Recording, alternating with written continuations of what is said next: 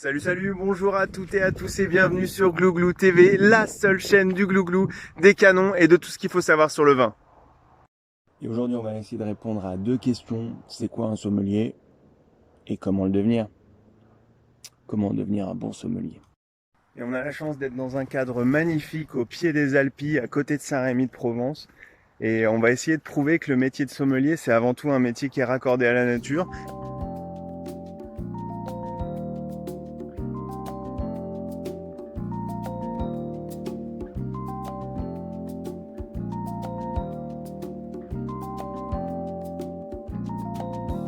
My love life always got the gong, and then I heard this robin song. My spirit had a broken wing until you taught my... Je vais essayer de répondre aux différentes questions qu'on peut se poser. Comment devenir sommelier? C'est quoi un sommelier aujourd'hui? Les différentes manières. Il n'y a pas qu'une sorte. C'est pas un métier qui est figé dans le temps. Il y a de nouvelles façons de le faire dans des bars, sur Internet, enfin plein de nouvelles façons. Et puis on finira comme toujours ou presque par une dégustation où on prendra littéralement de la hauteur, c'est-à-dire juste ici.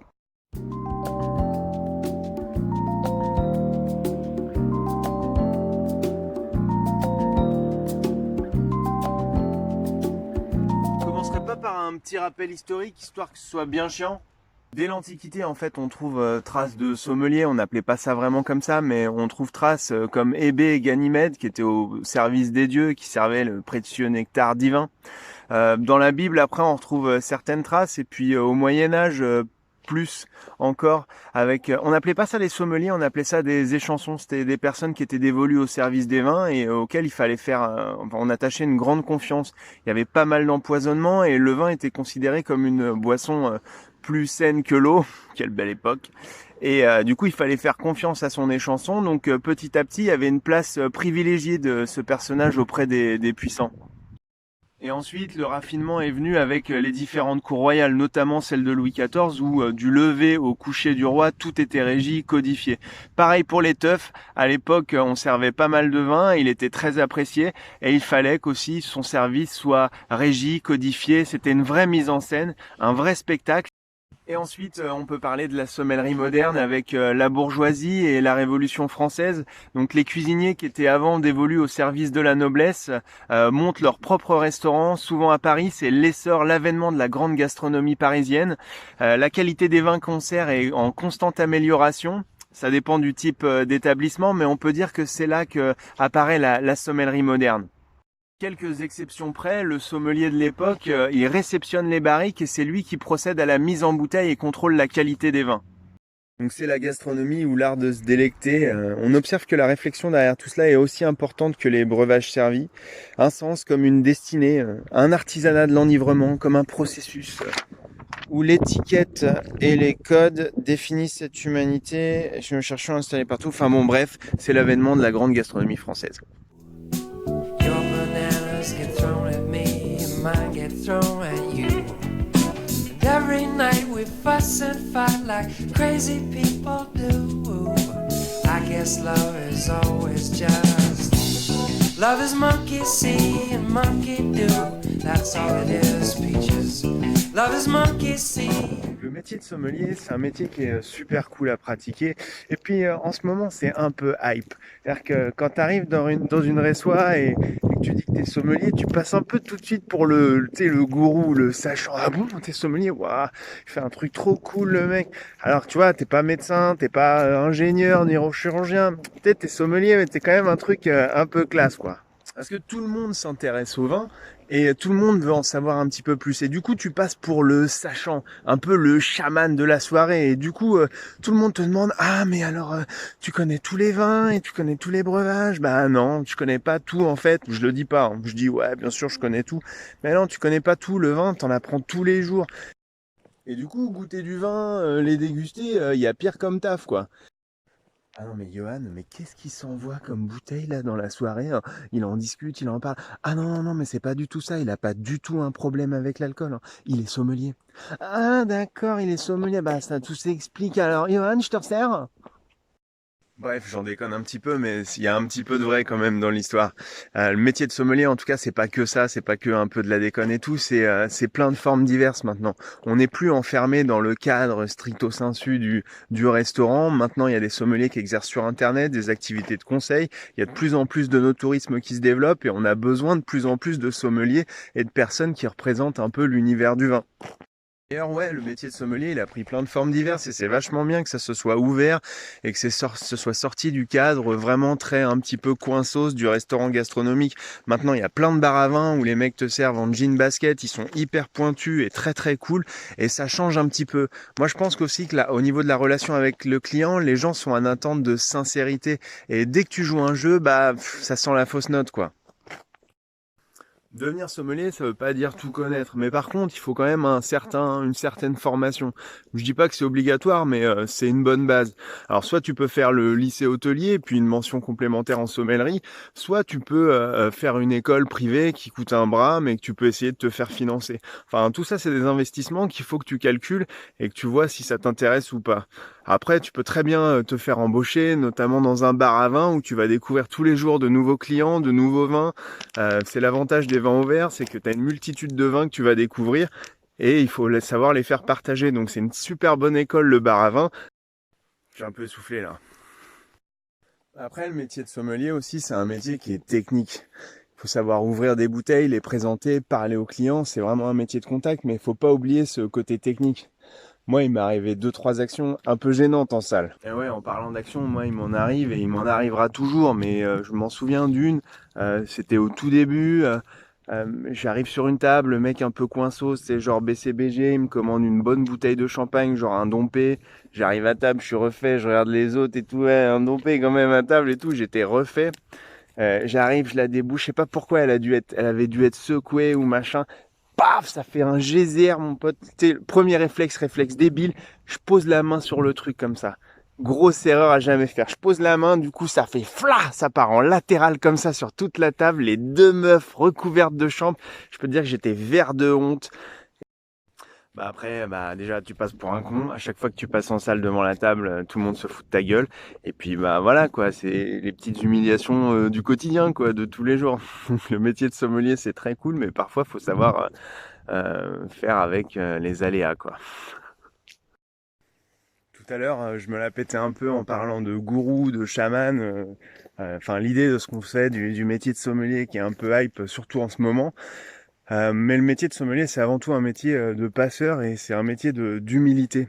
Il y a un rapport au client où on n'oublie jamais la place où on est par rapport au client. Mais pour autant, il faut savoir remettre en contexte une bouteille, tout le travail qui a été fait derrière, l'histoire du domaine. Parfois, on cultive la vigne sur ces parcelles depuis plus de 2000 ans. Donc tout ça, il faut être à même. Déjà, il faut le savoir. Donc un gros travail de recherche en amont. Beaucoup de bouteilles, c'est une remise en question de tous les jours, mais il faut être aussi capable de le retranscrire et de manière plus ou moins sincère et honnête et franche.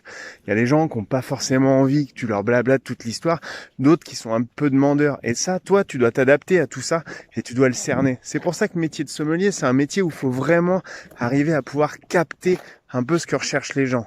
Putain, j'en peux plus, je suis essoufflé. Bientôt la montée et bientôt la déguste. Et quand je parle de contexte et d'humilité, ça prend tout son sens parfois lors de soirées. Moi, ça m'est arrivé des soirs où j'ai voulu sortir des grosses bouteilles avec un public qui n'était pas forcément concerné par la chose. Et j'ai voulu sortir ces grosses quilles surtout pour faire plaisir à mon ego.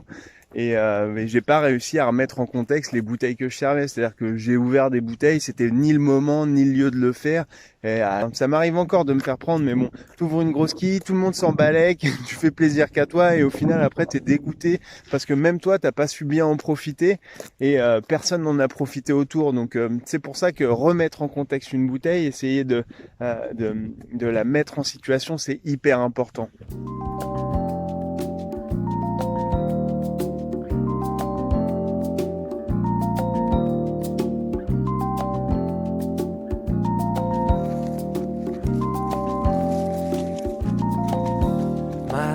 Life always got the gong, and then I heard this robin song. My spirit had a broken wing, until you taught my heart to sing.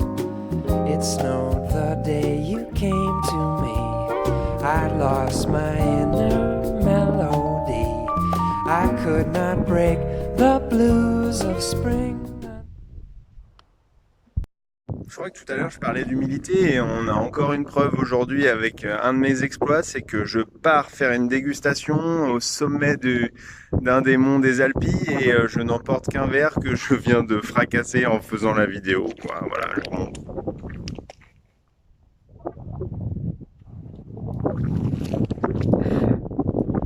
Et moi.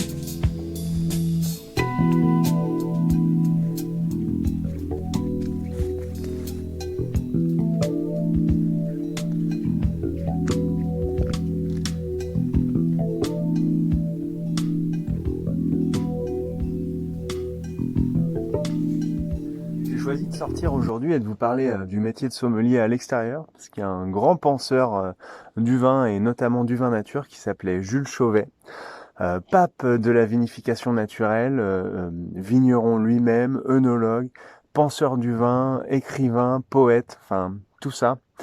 Il était réputé pour faire ses dégustations toujours à l'extérieur, à 11h, à la lumière naturelle. Un vrai puriste, et c'est un peu pour ça que j'ai choisi de vous parler de vin un peu à l'extérieur aujourd'hui.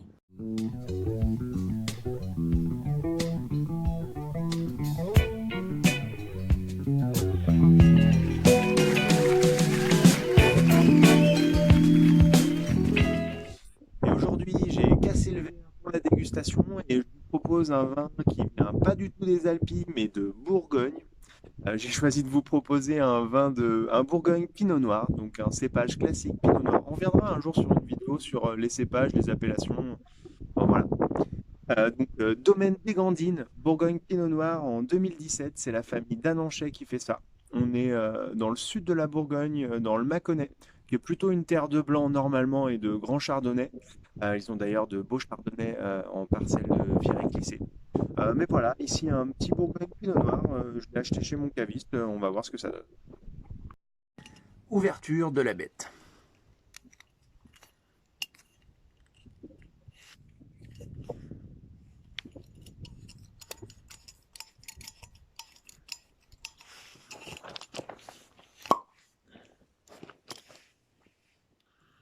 Ça sent bon. Donc aujourd'hui, dégustation un peu particulière parce que sans verre. Donc la dégustation visuelle olfactive est un peu râpée pour le moment et on va passer à la dégustation, au plaisir que de mettre cette bouteille dans la bouche. Il y a quand même un truc un peu transgressif de faire ça avec une quille de vin. Bon, je me lance.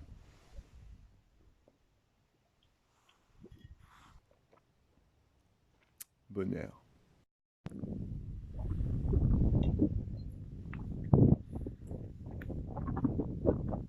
Très jolie dégustation.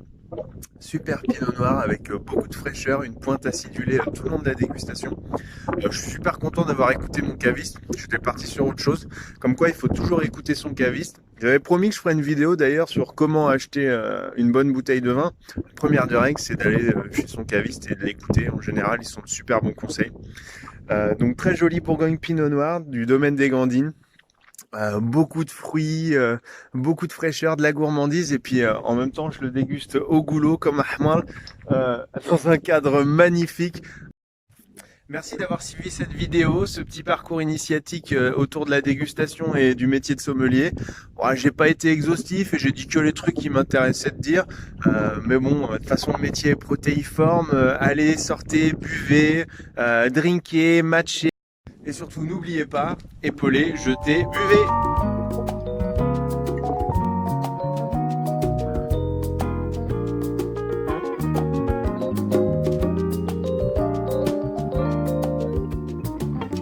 C'est pas belle la vie.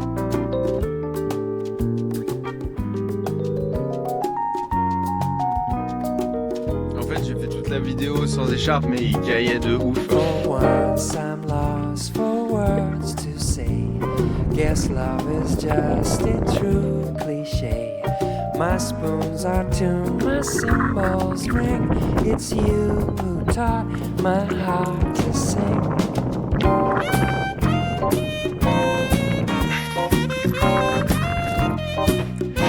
Le vin m'en sert depuis l'Antiquité, donc amusez-vous, c'est fait pour ça.